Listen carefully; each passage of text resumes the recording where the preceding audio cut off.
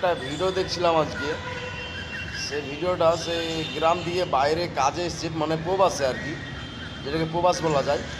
প্রবাসে কাজে আসার পর তাকে বিনা কারণে, সে একচল্লিশ মুসলিম হওয়ার কারণে তাকে সেখানকার লোকজন যে আধার কার্ড দেখাও কী দেখাও করেছে। তারপর দেখানোর পর সে কী করছে, ওকে বলছে তুই বাংলাদেশি। এই তকমা লাগিয়ে তাকে বেধড়ক মারধর করা হচ্ছে।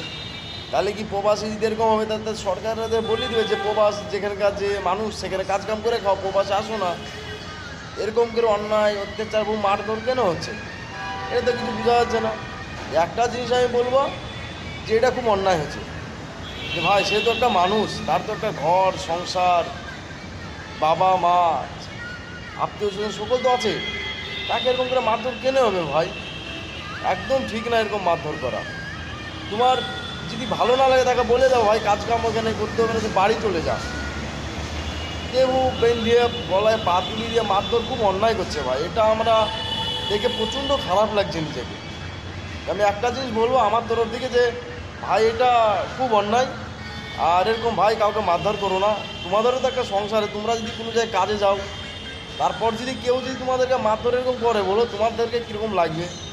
তো সে কারণে আমি বলবো যে ভাই এরকম করো না, খুব অন্যায় করছো এটা। সে একটা বলছো যে মুসলিম আছে, সে তকমা লাগাচ্ছো, লাগার পর এরকম মারধর করছো, খুব অন্যায় ভাই। আমি এই ভিডিওটা করতে বাধ্য হলাম। কেউ কিছু মনে করবেন না, আমি ভিডিওটা অবশ্যই স্ক্রিনের ওপর আমি ওই ছবিটা দিয়ে রাখবো। আপনারা ভিডিওটা সকলে দেখবেন, আশা করছি আপনাদেরকে অনেক ভালো লাগবে। আপনারা সকলে ভালো থাকেন, সুস্থ থাকেন। এই তৈরি হলো, ফির পরবর্তী ভিডিওতে আপনাদেরকে জানাবো আর কি।